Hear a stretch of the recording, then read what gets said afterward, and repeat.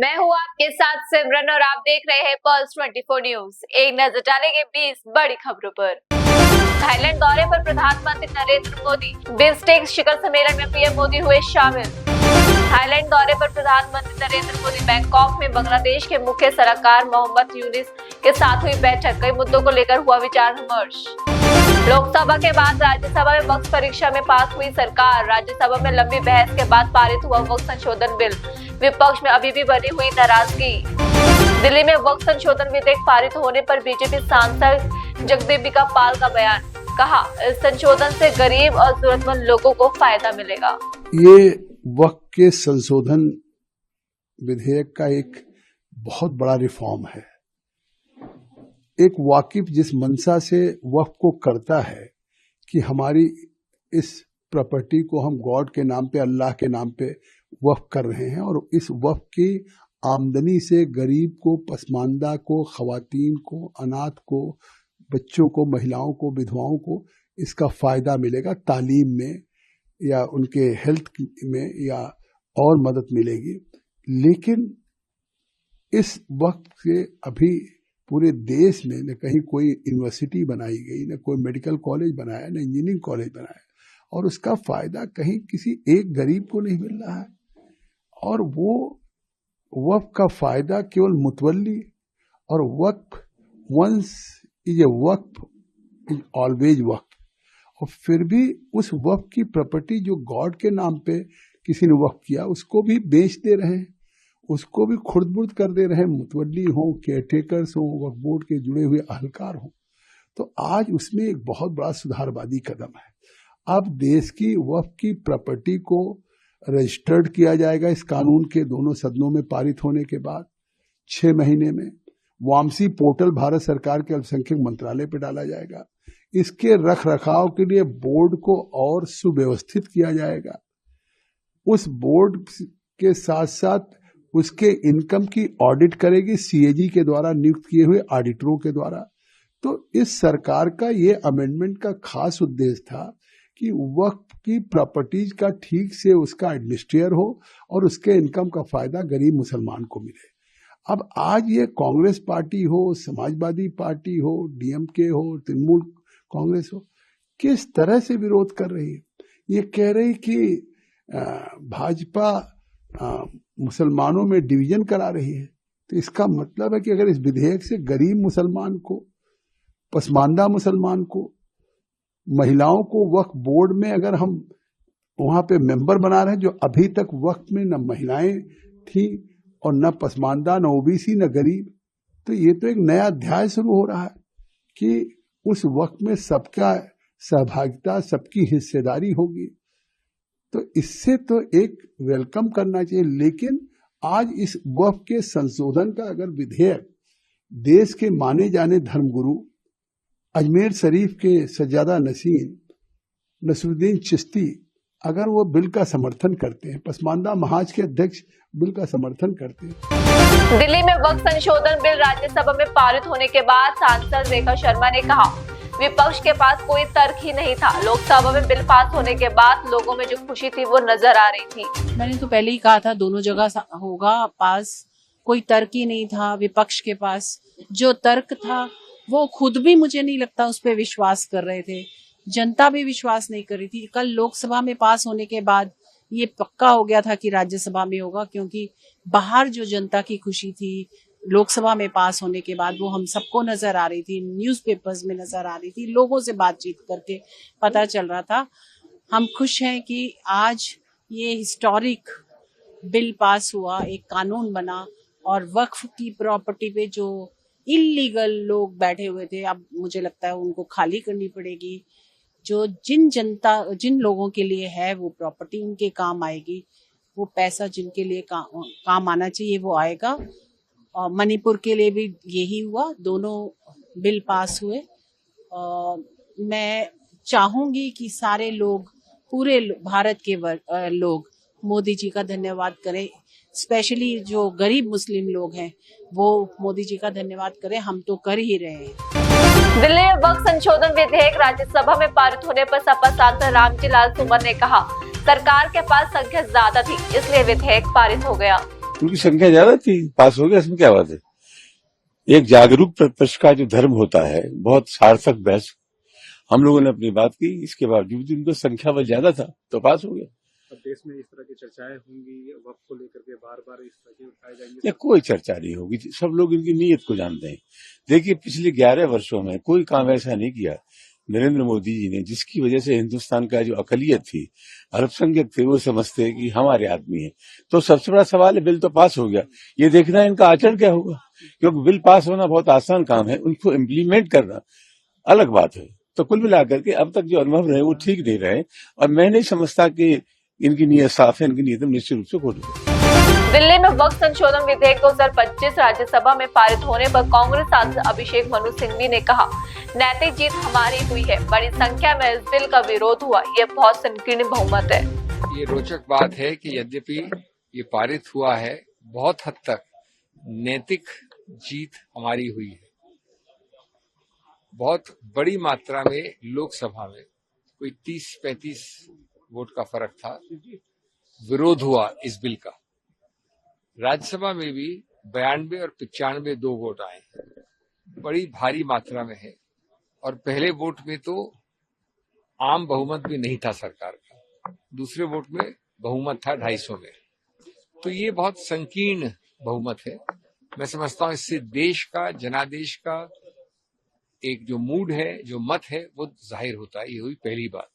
कोई इसमें जबरदस्त समर्थन नहीं है, ये जानबूझकर अपने बहुमत का दुरुपयोग करके जोर जबरदस्ती से, गणतांत्रिक तरीके से नहीं, ये डाला गया है, थोपा गया है। नंबर 2, मुझे इस पे कोई संदेह नहीं है कि अगर इस पे चुनौती दी जाएगी कभी भी बाद में, तो बहुत अच्छा चांस है कि न्यायपालिका इसको असंवैधानिक करार करेगी, विशेष रूप से अनुच्छेद 26 और 25 के अंतर्गत संविधान के। नंबर 3, ये बहुत हद तक जो स्वायत्त है, ऑटोनॉमी है, अधिकार क्षेत्र है, अपने खुद के संस्थाओं को स्वचालित करने का मुस्लिम समुदाय में, उसको ये हनन करता है, ले लेता है, नष्ट कर देता है। इसलिए मैं इसको संवैधानिक मानता हूँ, और ये दुराव करेगा, ये आपसी वैमनस्य करेगा, अविश्वास करेगा, इससे मैं इसकी भर्त्सना करता हूँ। दिल्ली में सांसद कपिल सिब्बल का बयान, वक्फ संशोधन विधेयक 2025 राज्यसभा में पारित होने पर बोले कपिल सिब्बल, कहा दोनों सदनों में उनके पास बहुमत है, बड़ी संख्या में लोगों ने विधेयक का विरोध किया है। पटना में बिहार की पूर्व सीएम राबड़ी देवी के आवास के बाहर लगाए गए पोस्टर, एनआरसी और वक्फ संशोधन बिल के मुद्दे को लेकर नीतीश कुमार पर निशाना साधने वाला लगाया गया पोस्टर। दिल्ली के इंदिरा भवन में जिला कांग्रेस कमेटी के अध्यक्षों की हुई बैठक, पार्टी के राष्ट्रीय अध्यक्ष मल्लिकार्जुन खड़गे, नेता प्रतिपक्ष राहुल गांधी और अन्य नेता हुए शामिल। दिग्गज अभिनेता मनोज कुमार का निधन, अस्पताल में इलाज के दौरान तोड़ा दम, 87 साल की उम्र में ली आखिरी सांस। दिग्गज अभिनेता मनोज कुमार के निधन पर पीएम मोदी ने जताया दुख, कहा महान अभिनेता और फिल्म निर्माता मनोज कुमार के निधन से बहुत दुख हुआ, वे भारतीय सिनेमा के प्रतीक थे। मुंबई में फिल्म निर्देशक मनोज कुमार के निधन पर फिल्म निर्माता अशोक पंडित ने जताया दुख, कहा महान दादा साहब फाल्के पुरस्कार विजेता, हमारे प्रेरणा स्रोत और भारतीय फिल्म उद्योग के शेर मनोज कुमार अब हमारे बीच नहीं रहे। Sad to inform you all that legendary Dada Saheb Phalke Award winner, our inspiration, doyen of Indian film industry, Shri Manoj Kumar ji is no more. He breathed his last at Kokila Bin Hospital in Delhi after being not well for a very, very long time. It's a great loss to the industry. Manoj ji will really miss you. We all kept on meeting him quite occasionally. He was always full of life. He was always happy. And the entire industry will miss him. A great soul like him, a great maker like him will never be there in our industry. Goodbye, Manoj ji. Goodbye. Delhi में BJP सांसद कंगना रनौत का बयान, film निर्देशक मनोज कुमार के निधन पर बोली कंगना रनौत, कहा मनोज कुमार एक दिग्गज अभिनेता थे, उन्हें भारत कुमार के नाम से जाना जाता था। मनोज कुमार जी जो बहुत हमारे वेटरन और एक तरह से भारत कुमार के नाम से जिन्हें जाना जाता था, एक ऐसे कलाकार जिन्होंने देशभक्ति अपने फिल्मों के द्वारा एक हर भारतीय में जो है देशभक्ति का भाव और भावना जगाई। तो सारा जो हमारी फिल्म इंडस्ट्री है ऐसे कलाकार के निधन पर बहुत ज्यादा शोकमयी है और हम भी अपना शोक व्यक्त करते हैं और हम यही प्रार्थना करते हैं कि भगवान उनकी आत्मा को शांति दें। जेडीयू से हाल ही में हुए इस्तीफों पर पूर्णिया से निर्दलीय सांसद पप्पू यादव का बयान, सीएम नीतीश कुमार पर साधा निशाना। कहा, नीतीश कुमार की मानसिक स्थिति इस समय ठीक नहीं। देखिए, एक को हम द्वितीय नास्ते। नीतीश कुमार कल भी सेकुलर थे, आज भी हैं, कल भी रहेंगे, लेकिन नीतीश कुमार जी का जो स्वस्थ है, जो मानसिक स्थिति है, वो बहुत वर्तमान समय में बहुत अच्छा नहीं है। और नीतीश कुमार के दल में 90% आरक्षण विरोधी लोग हैं, ओबीसी विरोधी लोग हैं, नेता, आदमी नहीं। आदमी तो आरक्षण पक्ष के लोग, लेकिन नेता जो है वो ST/SC विरोधी है, वो अम्बेडकरवादी विरोध के लोग हैं, गांधी विरोधियन लोग हैं। वो बीजेपी के साथ दूध मिश्री के तरह मिले हुए हैं। आप इसको समझिए और इसको समझना होगा आपको। चंद्रबाबू नायडू की स्थिति देखिए, तो जो स्थिति जदयू लगातार तलाक के मुद्दे पर या अन्य मुद्दों पर भी देखिए एग्रेशन, जो उनके नेता सदन में बोलते हैं, लगता है बीजेपी से ज्यादा एग्रेशन में वही है। बीजेपी कम है, उनके नेता लगते हैं कि न ज्ञान न कुछ, ठिका लिए हुए हैं सब चीज का, गरियाने का, कांग्रेस को, अन्य चीजों को। तो मैं समझता हूँ कि बहुत देर हो रही है और यदि कोई नेता बच भी जाए जदयू में, मुस्लिम या कोई ऐसे लोग, तो आप एक बात समझिए कि इस निर्णय से उन्होंने अपना अंतिम कील ठोक लिया। बीजेपी ने अपना एजेंडा तय कर लिया। आप इसको समझिए, बीजेपी को खत्म करना था चंद्रबाबू नायडू को, तो उनको भी उन्होंने खत्म कर दिया कि अब तुम जाओगे कहाँ। दिल्ली में डुप्लीकेट वोटर कार्ड मुद्दे पर प्रदर्शन, टीएमसी नेताओं ने विरोध प्रदर्शन कर जताया रोष। दिल्ली में बढ़ते प्रदूषण को लेकर बोले मंत्री मनजिंदर सिंह सिरसा। कहा, ये प्रदूषण के खिलाफ युद्ध है। दिल्ली सरकार प्रधानमंत्री मोदी के विजन पर लगातार कर रही काम। जी बिल्कुल, आज दिल्ली जो पोल्यूशन ग्रस्त है उसको रोकने के लिए ये एक लड़ाई है। It is war against pollution. जब वॉर अगेंस्ट पोल्यूशन का मतलब है कि हर तरीके से लड़ना होगा, जमीन पर भी लड़ना होगा, आसमान पर भी लड़ना होगा और जमीन से नीचे जाकर भी लड़ना होगा। इस सोच के साथ हमारी दिल्ली की सरकार माननीय मुख्यमंत्री रेखा गुप्ता जी की अगुवाई में और देश के प्रधानमंत्री जी का जो विजन उस पर काम कर रही है। आज हमने एक डिसीजन ये लिया कि हम एक ट्रायल बेसिस के ऊपर दिल्ली के अंदर क्लाउड सीडिंग से रेन बरसात कराएंगे। हमारा पर्पस ये है कि आने वाले दिनों में, और ये पर्पस खाली उस वक्त के लिए ना हो जब बहुत एक्सट्रीम में यहाँ पोल्यूशन हो जाता है।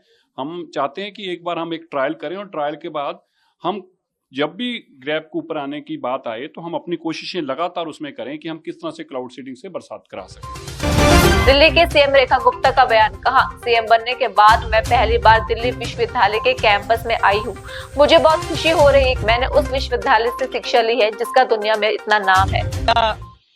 मुख्यमंत्री बनने के बाद पहली बार दिल्ली विश्वविद्यालय परिसर में आना हुआ और मुझे बहुत खुशी महसूस हो रही है, क्योंकि जिस विश्वविद्यालय का पूरे विश्व में इतना नाम है, जिस विश्वविद्यालय को हम कह सकते हैं कि भारत का सबसे प्रतिष्ठित ये संस्थान है, वहां से मैंने शिक्षा ग्रहण की।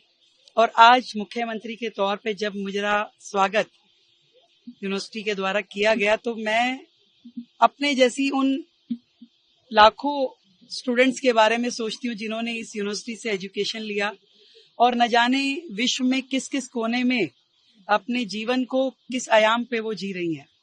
मैं आज इस परिसर में खड़े होकर के इतनी बात कह सकती हूँ कि दिल्ली विश्वविद्यालय का नाम जो विश्व में है, इसे और बढ़ाना है और पूरी दिल्ली में एजुकेशन सिस्टम को इस स्तर पे लेके जाना है ताकि हर एक बच्चा जो एजुकेशन उसको स्कूल से लेके कॉलेज तक की यानी केजी से पीजी तक का जो उसका एजुकेशन सिस्टम में उसे सहयोग मिले वो बेहतर होना चाहिए, और जीवन में उसको एजुकेशन के नाम पे कहीं दिक्कत ना आए, ये हमारा प्रयास रहेगा।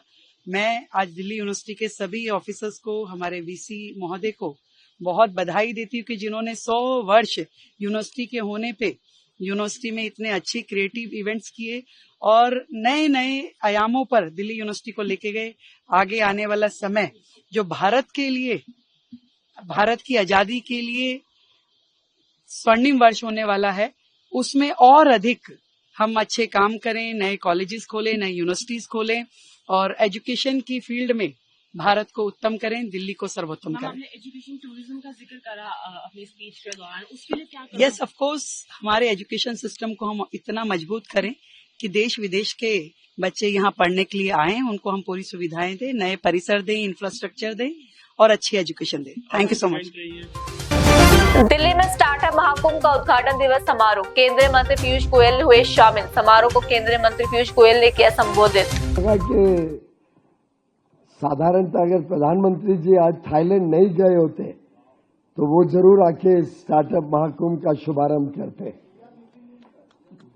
But sadly the days are completely aligned. He's left this morning at 6:20 and he's returning back to Delhi 6th evening.